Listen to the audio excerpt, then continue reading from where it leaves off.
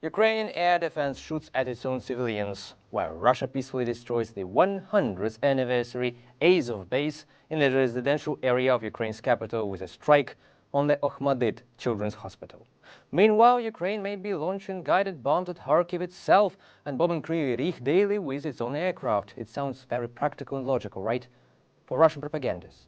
Such seemingly insane statements are taken completely seriously by not only Russian propagandists but also Western friends of the Kremlin on social media. Welcome to Truth Games. Today we will look at the horrifying side of social media, which denies the very fact of Russia's war against Ukraine and blames all of the Kremlin's crimes on Ukraine's air defenses or Azov fighters.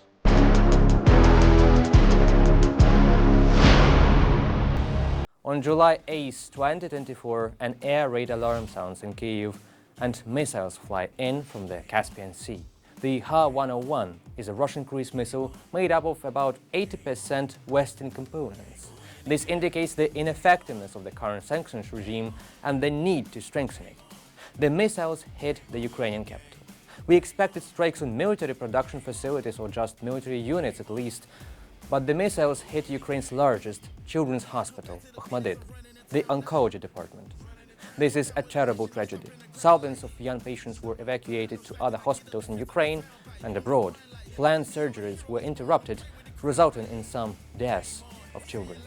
The whole world saw this, including video evidence of Russian missiles hitting right near the hospital, one after another. But not the whole world believed it. Some American opinion leaders and others, not without the help of the Kremlin, began to spread evidence that it was supposedly Ukrainian air defense hitting its own hospital with vertical missile strikes. Yeah, while unsuccessfully trying to shoot down peaceful Russian missiles that wanted to destroy mythical Nazis. And then what? On the same day, Russia, which chairs the UN Security Council, hosted a reception where they served chicken Kyiv to diplomats. Words cannot describe this hypocrisy. The feeling of impunity for their crimes by Russians, and then the brazen accusations of the victim. But I have seen this scenario before. 10 years ago, another tragedy occurred. In Ukrainian skies, a Russian Buk missile shot down Malaysian Airlines flight MH17. 298 people died in this disaster. It was the first major international crime of Russian aggression when they invaded Ukraine's Donbass in 2014. The world was different then, with different leaders in the EU and NATO countries, but the Kremlin's tactic was the same: to pour out dozens of versions blaming Ukraine. Allegedly, a Ukrainian plane was seen in the sky launching a missile at the airliner. It was Ukrainian air defense systems, perhaps even aliens, but definitely not Russians. 10 years passed, and years of investigation and trial followed.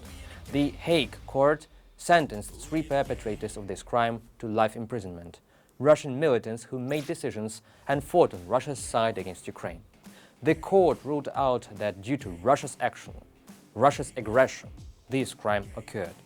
But Russia doesn't care.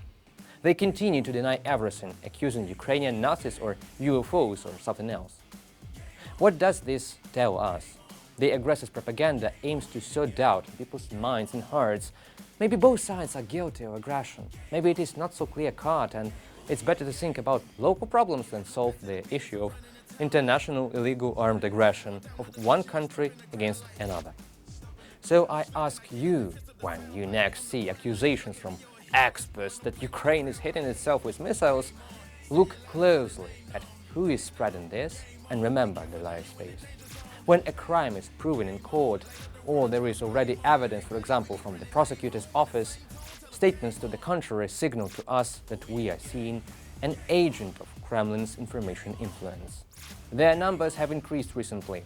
They have raised their heads and feel more confident with each new Russian war crime. They manipulate, compare completely different situations, and emphasize, everything is fine in Ukraine. They are to blame for what is happening.